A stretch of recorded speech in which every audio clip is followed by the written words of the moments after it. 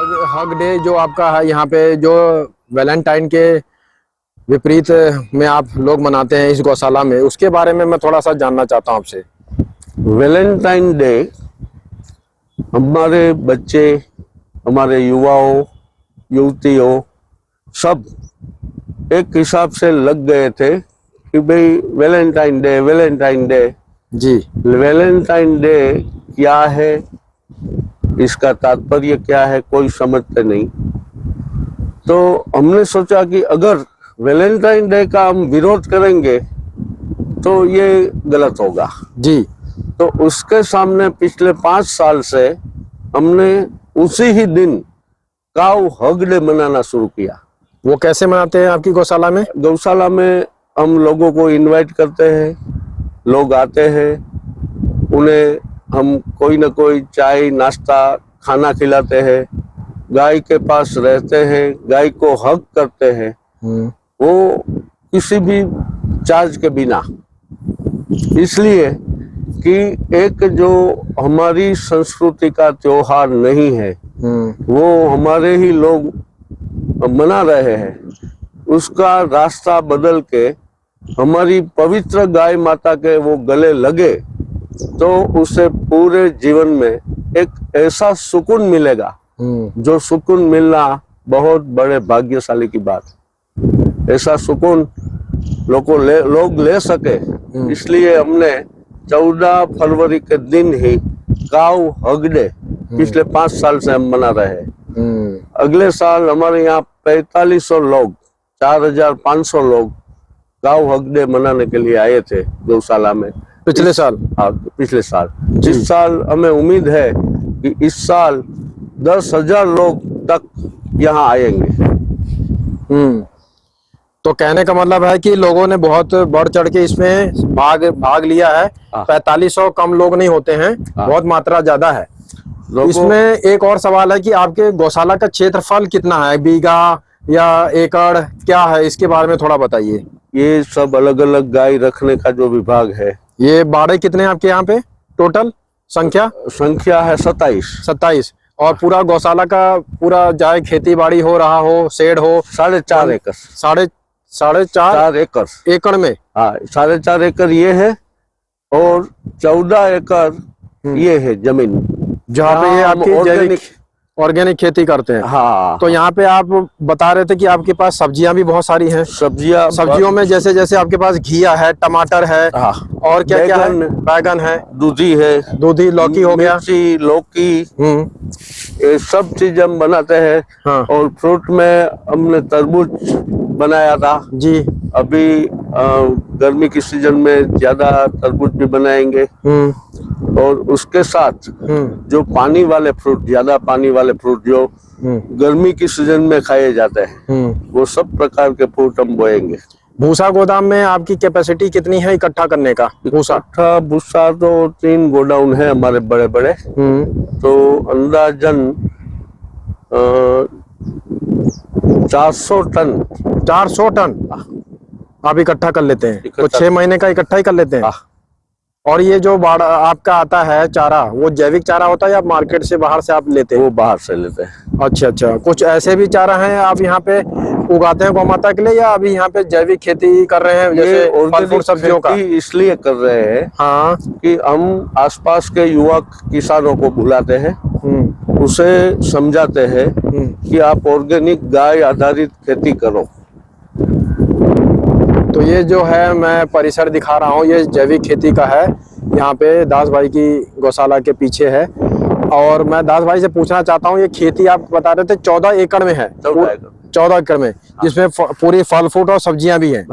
फल फ्रूट सब्जियां। तो दूर दूर से लोग आपके यहाँ पे ये सब्जियां और ये सब लेने आते हैं? हल्दी बनाते हैं, मूंग बनाते हैं, चना बनाते हैं, लाल मिर्च पाउडर बनाते हैं। अभी हम उस विभाग में आ गए जहाँ पे श्री जी गौशाला के गिर गाय के दूध से श्रीखंड और बहुत तरह की कैंडी बनाई जाती है। तो ये कैंडी का जो नाम लिखा है ये गुजराती में लिखा है। तो दास भाई आप बताने की कृपा करें, ये कितने प्रकार की कैंडी, क्या क्या नाम है? 8 प्रकार की कैंडी हम बनाते हैं। सबसे पहले क्या लिखा है? मावा मलाई कैंडी, फिर गुलकंद जी, फिर चॉकलेट जी, फिर अंजीर, फिर केसर पिस्ता, dry fruit, natural mango, strawberry, strawberry, सबका रेट 30 रुपए ही है। सबका 30 रुपये। फ्रेग्रेंस मिल्क है, ये मिल्क है, जैसे वो बाहर मार्केट में बादाम मिल्क पीते हैं लोग। हाँ, बादाम, केसर, गुलाब जी। ये सब हम यहाँ बनाते हैं। तो इसमें क्या है, बादाम है, केसर है, गुलाब है। ये केसर है, ये बादाम है, ये गुलाब है, और ये जो छोटे छोटे ये श्रीखंड है। ये श्रीखंड है। ये छोटी बड़ी पैकिंग है। ये 100 ग्राम की पैकिंग है, 250 ग्राम की, 250 की और 500 की पैकिंग है। ये मिल्क की 3 वैरायटी, ये श्रीखंड की छोटी बड़ी पैकेजिंग है। और कैंडी देखना, श्रीजी गौशाला की तरफ से बहुत ही दमदार ये पैकेजिंग और क्वालिटी है। तो ये आपका कुल्हड़ में आपका ये क्या चीज है जो बीच में आ रहा है?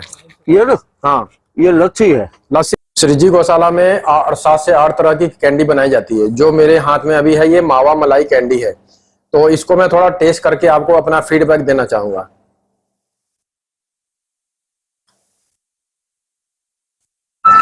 ये मात्र 30 रुपए का है, और 30 रुपए का जो रेट रखा है उससे कहीं ज्यादा इसकी क्वालिटी बहुत अच्छी है। और मार्केट के जो आप कैंडी खाते हैं उससे कहीं कहीं लाख गुना इतना ज्यादा ये अच्छा है स्वाद में, जिसको आप मार्केट के कैंडी से कंपेयर नहीं कर सकते। तो जो मावा मलाई कैंडी है ये ज्यादातर लोगों को पसंद आता है। बाकी और भी फ्लेवर्स हैं, वो भी बहुत अच्छे हैं फ्लेवर्स हैं। एक एक करके हम आपको सारी वैरायटी आपको दिखाएंगे भी। थोड़ा सा इधर हम दिखा देते हैं यहाँ वीडियो में। यहाँ पे देखिए चॉकलेट की कैंडी है, ये चॉकलेट वाली है कैंडी। और ये वाली जो है दास भाई, ये कौन सी है? ये वाली, ये केसर, ये केसर है। तो जिन लोगों को केसर पसंद है वो ये केसर है, केसर वाला देख सकते हैं ये कैंडी। ये चोकोबार है। अभी स्टॉक में चोकोबार, केसर कैंडी और मावा मलाई कैंडी, ड्राई फ्रूट कैंडी 4 उपलब्ध हैं। वैसे टोटल 8 संख्या है। हम इनके यहाँ पे श्रीखंड भी टेस्ट करेंगे और मिल्क को भी परचेस कर लेंगे, जिससे हमें हर चीज का अनुभव होना चाहिए। ये नहीं कि सिर्फ ऊपर ऊपर से बताए पैकेजिंग क्वालिटी है, उसको अनुभव ही लेना चाहिए। दास भाई, मैं आपसे जानना चाहता हूँ कि आपके मन में ये विचार कहाँ से आया कि मुझे गौशाला में इतने प्रकार की कैंडी बनाना चाहिए, और मिल्क 3 प्रकार का, और छोटी बड़ी श्रीखंड की पैकेजिंग है। तो इसके बारे में मैं थोड़ा सा आपसे ये जानना चाहूंगा कि क्या मतलब आपके मन में ये किसी ने विचार डाला था, या आपका खुद का ही सोच है? ये मेरा खुद का ही सोच है। गौशाला का प्रतिदिन 2 लाख रुपए का खर्च है जी।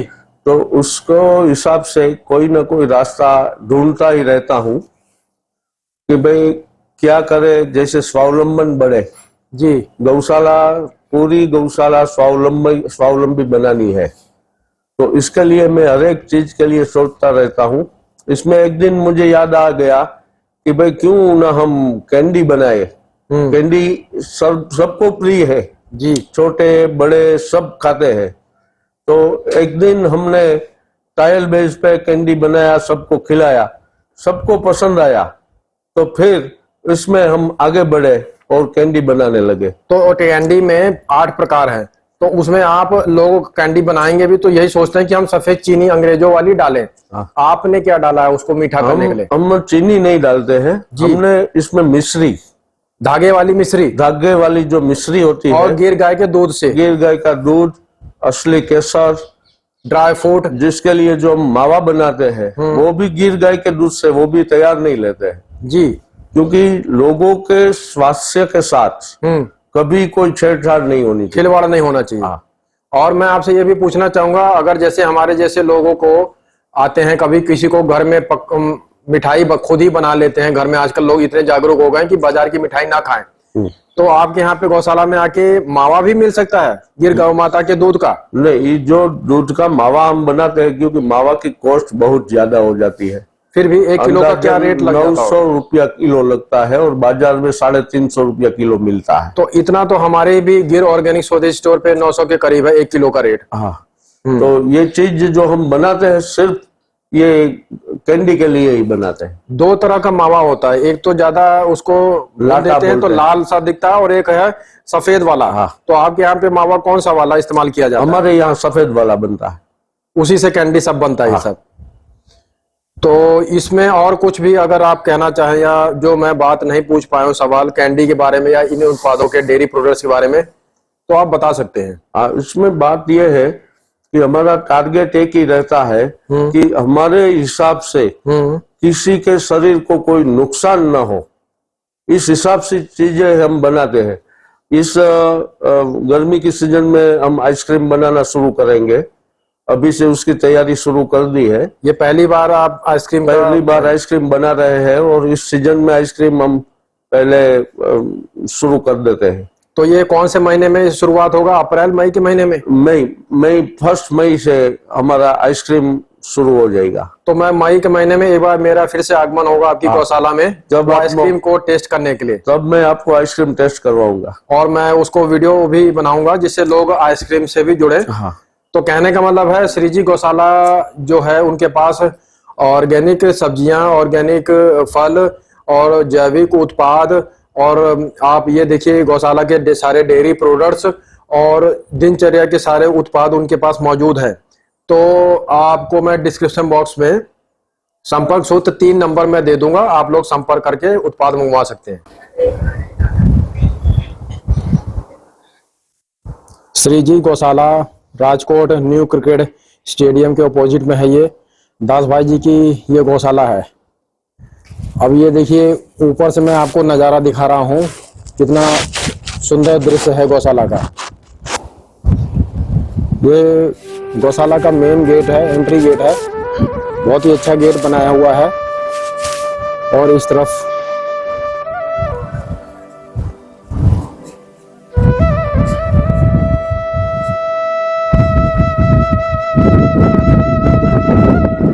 बहुत ही सुंदर नज़ारा है ये।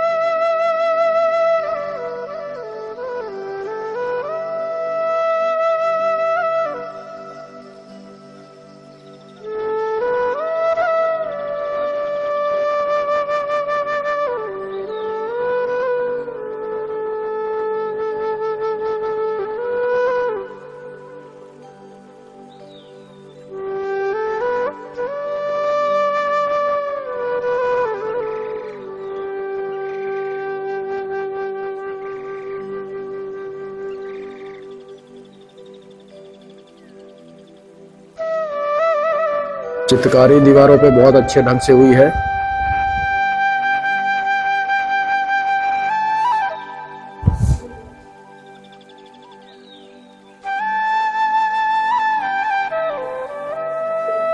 बहुत ही अद्भुत और सुंदर साफ सफाई में नंबर 1 की ये गौशाला है। ये ऐसे ही एक जोधपुर की गौशाला है, वो भी किसी राजमहल से कम नहीं लगती है। जोधपुर की केशव प्रिया गौशाला है वो।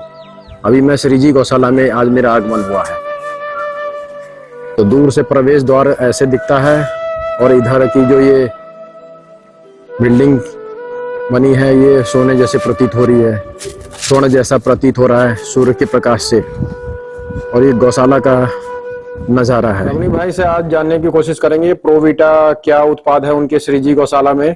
बताइए ये कैसे बनता है। ये प्रोविटा पाउडर है, चॉकलेट फ्लेवर में आता है। चॉकलेट फ्लेवर में आता है। हाँ, और ये जो गाय बछड़ा देती है उसके बाद जो पहला दूध निकलता है उस दूध से ये बनाते हैं। उसे काउ कोलेस्ट्रम बोलते हैं। हाँ, काउ कोलेस्ट्रम बोलते वो हैं। 3 दिन तक उसको इस्तेमाल किया जाता है। उस दूध को वो ज्यादा उपयोगी होता है शरीर के लिए। हाँ, सभी प्रकार के न्यूट्रिशन वैल्यू इसमें आ जाती है।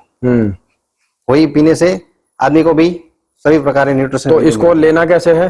वो उसको गुनगुना दूध बना के उसमें 1 पाउच आता है। 1 गिलास दूध में 1 पाउच डालना है और मिला के पीना है। शरीर की रोग प्रतिरोधक क्षमता बढ़ेगी, बीमारी नहीं लगेगी, स्टेमिना बढ़ जाएगा। और दूसरा आपके पास ये एक स्नो क्रीम है। हाँ, ये वाला। ये क्या है, ये कैसे इस्तेमाल करना है। क्रीम है, ये फेस पे लगाने से चिपचिपापन नहीं दिखाई देगा। ये गिर गाय के दूध से बना है। हाँ, तो ये आप जैसे हम लगाते हैं कोई भी क्रीम बाहर का फेयरनेस क्रीम, उससे चिपचिपापन दिखाई देता है। और वो केमिकल होता है। ये नेचुरल है, बिना केमिकल वाला है। तो इसको हम इस्तेमाल कर सकते हैं। ये कोई हानिकारक केमिकल तत्व इसमें होता नहीं। तो बहुत अच्छी जानकारी आपने दिया। नमस्कार, जय गौ माता। जय माता।